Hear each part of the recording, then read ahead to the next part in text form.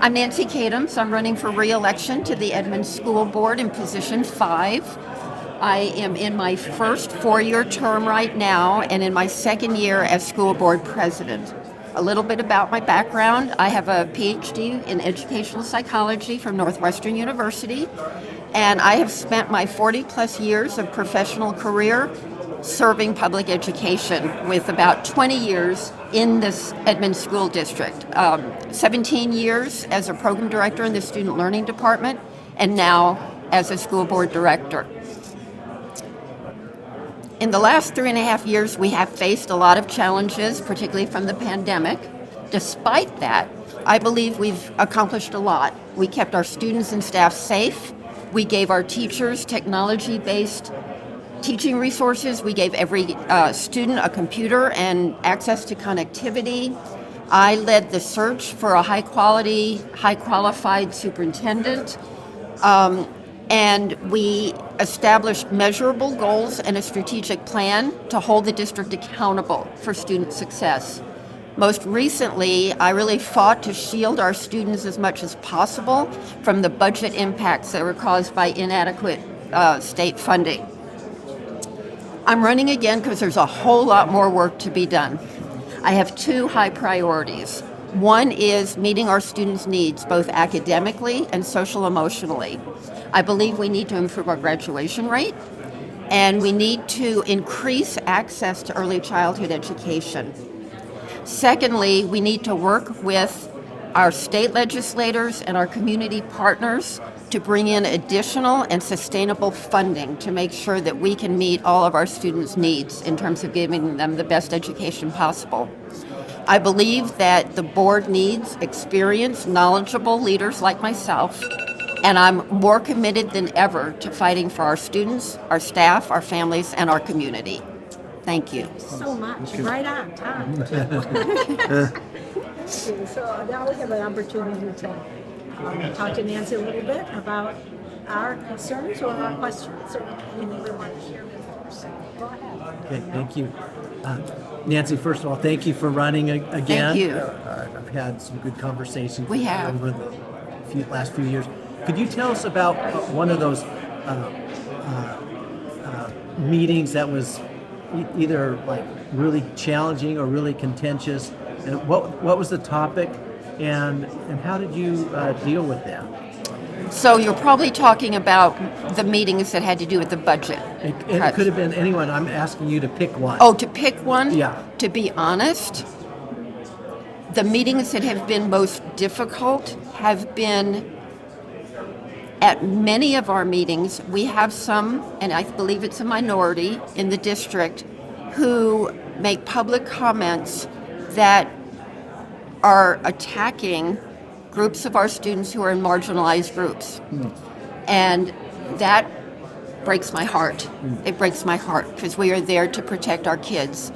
The way I deal with that is I am outspoken in my board comments, making it clear that every child in our district, we want to make sure they know they are valued and that they feel that they belong. And for me, because that's been an ongoing piece since we've been back in in-person board meetings, and because it's directly attacking kids who are sitting there listening to it, is for me the most difficult. Thank you. Nancy, I don't think we've met. It's been a long time since I've been in school, but thanks. Tell me your name. I'm Richard Bologna. I Hi, used to Richard. work Nice with to our meet you. Chamber of Commerce. Great. Thanks for stepping up as an Thank you. educator in a leadership position. What has the remote workforce in the last 2+ years done to the role of schools? That's a really good question. So there are pluses and minuses, obviously. A plus is that I mentioned that we gave technology-based teaching resources to all of our teachers.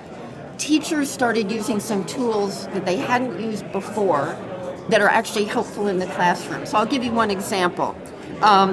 They now can look at their computer screen and look really quickly and see of all the kids who are sitting in their class, who's finished their assignment, who's not doing their assignment, who is struggling with their assignment, without having to spend time walking around checking each one individually. much more efficient. And that's something that's a piece of software they hadn't used without that. Obviously, I think the biggest challenge caused by the pandemic is our kids. Some of our kids came in after a year and a half, particularly the little ones, not knowing how to act in a school, not knowing how to act in a classroom, a lot of social emotional needs that we're trying to help mitigate and get past, but they're lingering, I would say. In terms of remote work, which you mentioned, we just passed a policy allowing our educators who aren't teachers, who have to be there every day. But we have a number of other staff, and depending on their situation, and their supervisor can work from remote, a remote setting for a limited time, as long as it doesn't get in the way of teamwork.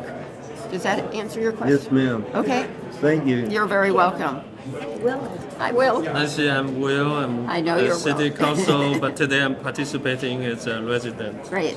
Yeah, I want to thank you for your past service and your dedications to our And thank you for community. your service as well. So I have a question is related to the results of the pandemic.